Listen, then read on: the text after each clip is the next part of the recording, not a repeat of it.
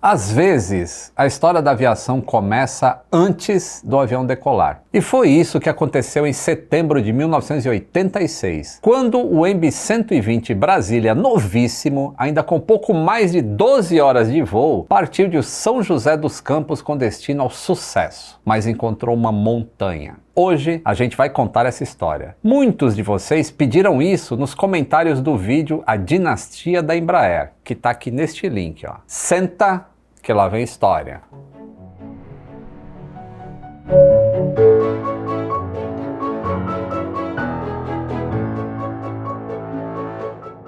Saudações aeronáuticas, tudo bem com vocês? Tudo bem. Era uma sexta-feira, 19 de setembro de 1986. O Brasil vivia aqueles dias de aparente calmaria. No rádio pirata do RPM disputava espaço com Lanterna dos Afogados dos Paralamas do Sucesso. A inflação estava congelada, literalmente, pelo plano cruzado. E as pessoas tinham esperança de que o pior já tinha passado. Spoiler!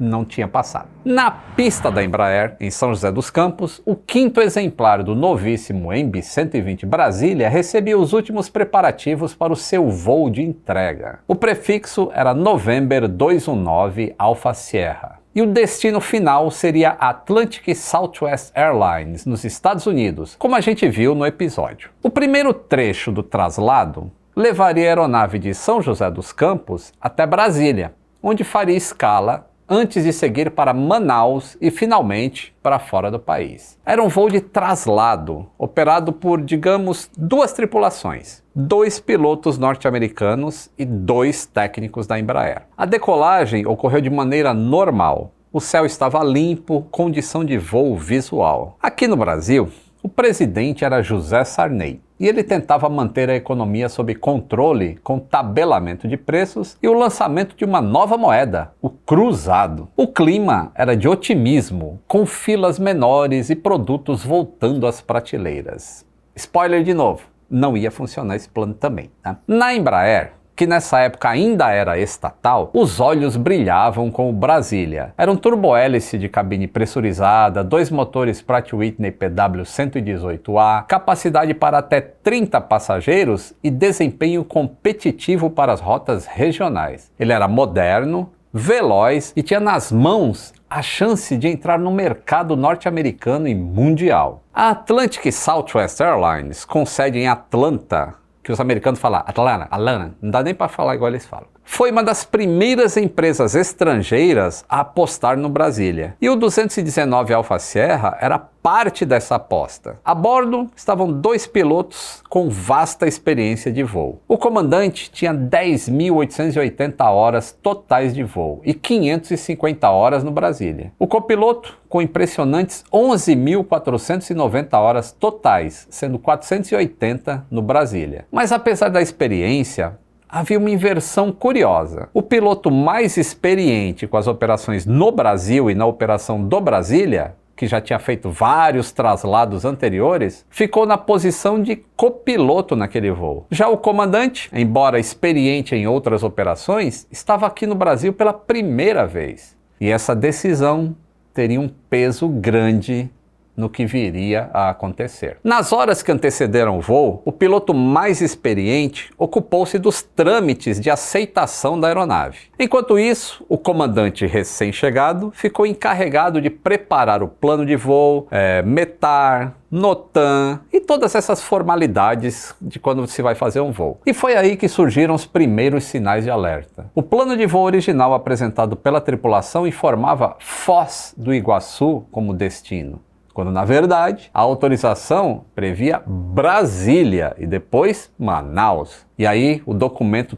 teve de ser corrigido. Depois que foi corrigido, os planos de voo com esse trecho de São José até Brasília e Brasília até Manaus ainda apresentavam vários erros significativos. Havia discrepâncias de nível de voo, rota incompatível, hora de decolagem incorreta, e tudo isso foi identificado antes mesmo da decolagem. E esse foi o primeiro indício de que algo na preparação dessa missão não estava alinhado com os padrões ICAO adotados no Brasil. Os Estados Unidos usam regras da FAA para planos de voo, e existem algumas diferenças. Geralmente, pilotos norte-americanos que operam internacionalmente têm que fazer um cursinho para entender essas diferenças, porque o resto do mundo inteiro voa de acordo com a ICAO. Seria mais fácil os Estados Unidos se adaptarem à ICAO, mas essa é uma outra longa história que não vou nem entrar nela. Sabe o que mais me faz pensar quando eu leio relatórios assim? Que na aviação,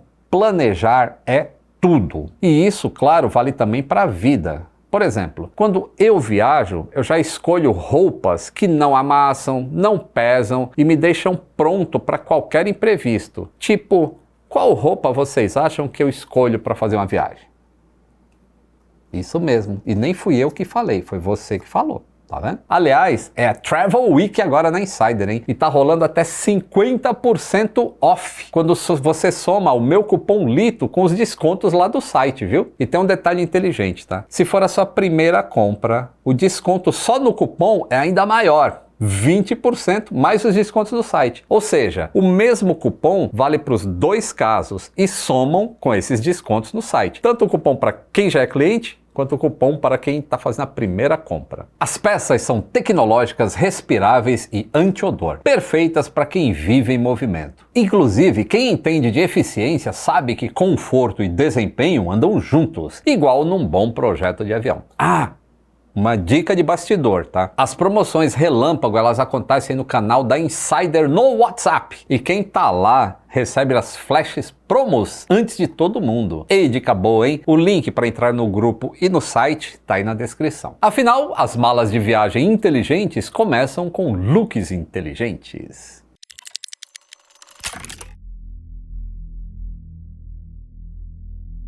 Às 17h58 Zulu, ou 14h58 aqui no horário do Brasil, o 219 Alfa Sierra recebeu da Torre de São José dos Campos autorização para decolagem. Logo depois de sair do solo, a torre instruiu: suba pela radial 010 do VOR-SJC até cruzar 5.000 pés. E cerca de 2 minutos e 45 segundos depois, a torre emitiu a seguinte autorização: após cruzar o VOR-SJC, que é São José dos Campos, intercepte a radial 352 proa de Poços de Caldas e suba sem restrições. Chame o Centro Brasília na frequência 125.0. A aeronave não confirmou essa instrução de maneira adequada, que a gente chama na aviação de cotejamento. E a Torre de São José dos Campos também não pediu confirmação para a aeronave. Esse seria o último contato claro e útil com a tripulação. Depois que atingiu 5.000 pés, a aeronave deveria ter interceptado essa nova radial, como foi mandado, iniciado a subida ao nível autorizado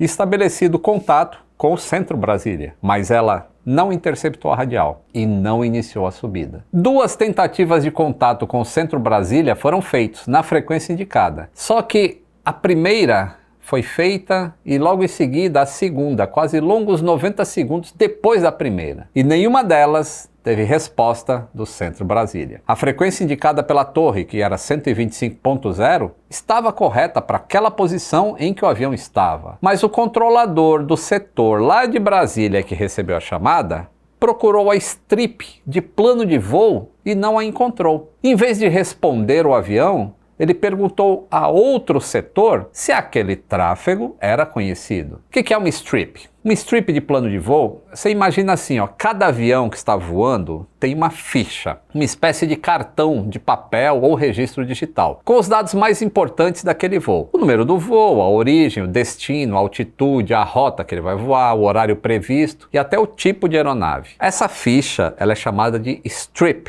de plano de voo. Ela fica na mão do controlador de tráfego aéreo, que vai usar essas informações para acompanhar o avião enquanto ele cruza espaços aéreos sob a sua responsabilidade. É como se o controlador tivesse uma pastinha com todas as fichas dos aviões que ele está cuidando naquele momento, naquele local. Entenderam? Essas strips, elas ajudam o controlador a saber que avião que está chegando, conferir se a altitude está certa naquele avião que entrou no espaço aéreo dele, ver se o plano de voo bate com o que o radar está mostrando e saber quando e para onde transferir esse tráfego quando ele for sair do setor dele. Isso é uma strip. No caso do November 219 Alpha Sierra, quando os pilotos tentaram chamar o controle Brasília, o controlador não tinha esse strip em mãos. Ou seja, ele não sabia quem que era aquele avião que estava vindo, não tinha os dados dele à frente e por isso não respondeu de imediato. O outro controlador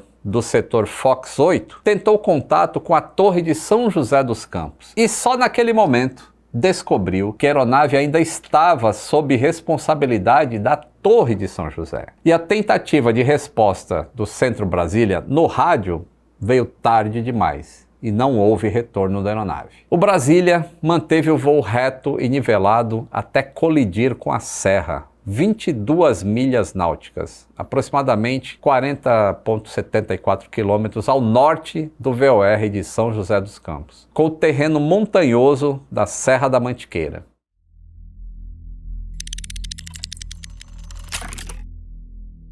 A pergunta: por que uma tripulação experiente operando um avião novo sob condições visuais manteve 5.000 pés até atingir uma cadeia montanhosa claramente indicada nas cartas de voo e ninguém dentro da cabine parece ter percebido? Esse foi o cenário do voo do Embraer 120-219 Alpha Sierra naquela tarde de 1986. E o mais incrível é que nada estava quebrado ou com defeito no avião. O que houve então? Logo nos primeiros dias após o acidente, o Cipaer iniciou a coleta dos dados. O que eles encontraram entre os destroços da aeronave foi claro: não tinha nenhuma falha mecânica, não houve pane de motor, nem perda de potência. O Brasília colidiu com o terreno em voo nivelado, atitude normal, motores desenvolvendo pleno torque no momento do impacto. E os vestígios confirmavam: a aeronave estava voando perfeitamente. E aí a pergunta mudou: se o avião estava bem,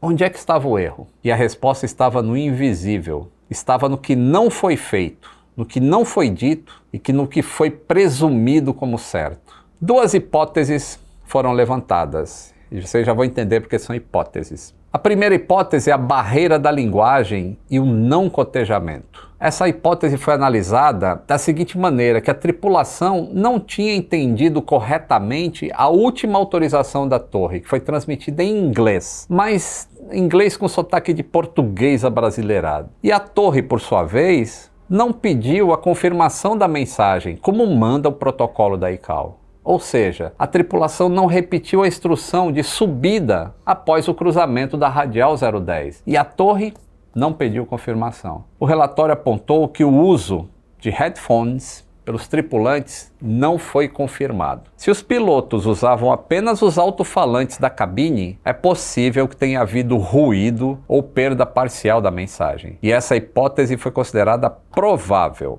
A segunda hipótese é parte de um aspecto mais sutil. Os dois pilotos confiavam tanto um no outro que cada um se concentrou apenas na sua parte da operação, esperando que o colega cuidasse da outra parte. O comandante, que estava voando no Brasil pela primeira vez, talvez esperasse que o copiloto, que já havia feito vários traslados e conhecia os procedimentos locais, monitorasse a subida após o cruzamento do VOR de São José dos Campos. Mas o copiloto, envolvido com as funções técnicas do voo, pode ter assumido que o comandante tinha total controle da situação. No fim, ninguém subiu e o avião continuou a 5.000 pés. Esse talvez seja o ponto mais instigante da investigação. O relatório do Cipaer menciona que em Atlanta, lá nos Estados Unidos, onde esses pilotos operavam frequentemente, o procedimento padrão para aeronaves turbohélice era manter 4.000 pés por cerca de 10 minutos depois da decolagem, antes de iniciar uma subida. E esse hábito comum na rotina operacional deles pode ter condicionado o comandante a manter uma altitude semelhante sem perceber que o ambiente brasileiro, com relevo montanhoso, exigia uma outra conduta. Essa hipótese foi considerada bastante provável. E além dessas hipóteses da investigação, um outro ponto chama atenção. Mesmo em voo visual, nenhuma manobra evasiva foi feita. A análise mostra que o impacto ocorreu com um ângulo de 90 graus em relação à encosta, sem curvas, sem arremetida, sem redução ou aceleração de potência. O que isso indica? Que os pilotos provavelmente não viram a montanha ou a identificaram tarde demais. Mesmo voando em condições que permitiriam a visualização do relevo, a atenção pode ter estado voltada o tempo todo para dentro da cabine, checando parâmetros, ajustando instrumentos, monitorando o desempenho daquela aeronave novinha. Um voo limpo demais, focado nos sistemas e cego para o mundo lá fora.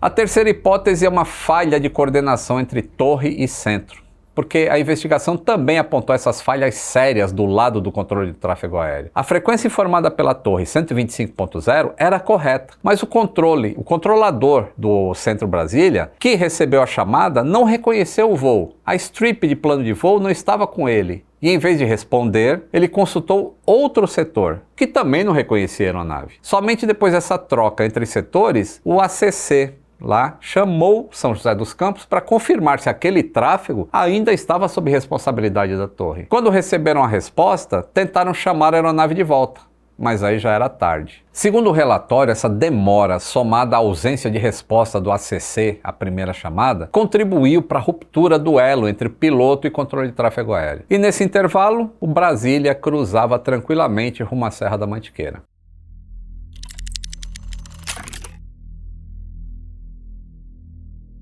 Outro ponto importante, o plano de voo do trecho São José-Brasília foi preenchido com erros graves. O nível de voo indicado, a hora de decolagem e até o trajeto estavam em desacordo com a realidade. E o Cipaera afirmou que, embora a sala AIS, que é onde se controla todo o plano de voo, estivesse devidamente equipada com publicações atualizadas, os pilotos demonstraram desconhecimento das regras ICAO e das cartas brasileiras. E que isso ficou evidente desde o primeiro plano de voo entregue, que indicava o destino como Foz do Iguaçu, lado oposto, quando a autorização de sobrevoo era Brasília e Manaus. Foi preciso retificar tudo na hora. E mesmo o plano corrigido ainda estava errado. E o relatório não poupa o sistema.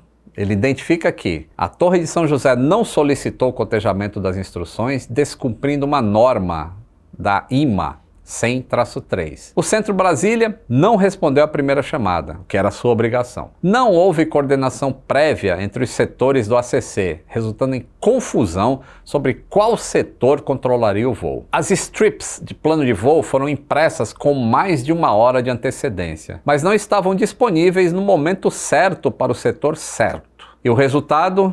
Um avião em voo regular, com comunicação interrompida em espaço aéreo não monitorado, mantendo uma altitude que o colocaria inevitavelmente de frente para uma montanha.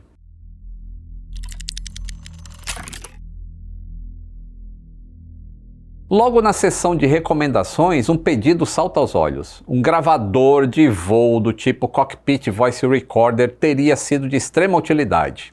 Sim, a aeronave não estava equipada com um gravador de vozes, e por isso muito do que aconteceu dentro da cabine ficou no campo da hipótese. Por isso que eu falei daquelas hipóteses. E por isso a primeira recomendação do relatório foi clara: avaliar a obrigatoriedade do CVR em todas as aeronaves de transporte, inclusive em voos de traslado técnico. Tem uma boa notícia, tá? Que isso foi feito para aeronaves com mais de 19 assentos, depois disso. Além disso, o relatório pediu que o Departamento de Aviação Civil avaliasse mudanças nas normas de padronização de tráfego, especialmente no que se refere à confirmação de mensagens entre piloto e controlador. A Diretoria de Eletrônica e Proteção ao Voo propusesse uma nova setorização no espaço aéreo da região de São José dos Campos, para evitar sobreposição de frequências e falhas de coordenação entre os setores.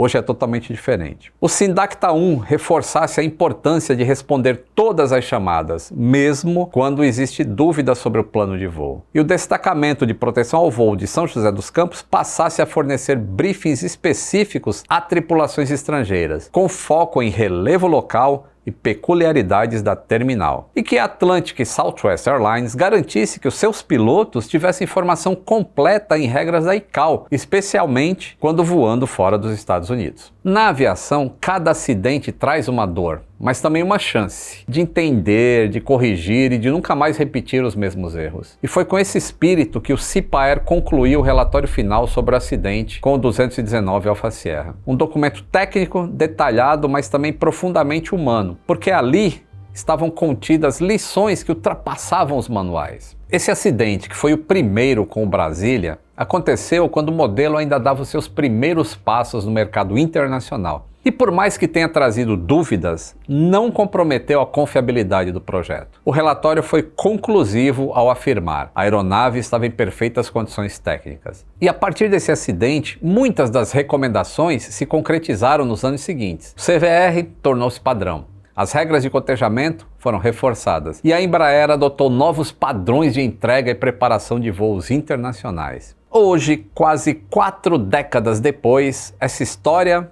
ainda é pouco conhecida, mas entre investigadores, pilotos e profissionais da segurança de voo, o caso do November 219 Alfa Sierra é uma aula viva. Uma aula sobre como pequenas falhas somadas formam elos de uma corrente invisível, que se estica até não aguentar mais. Um erro de frequência, uma ausência de cotejamento, um plano de voo mal preenchido, um piloto que assume que o outro subirá, um controlador que espera que o outro setor responda.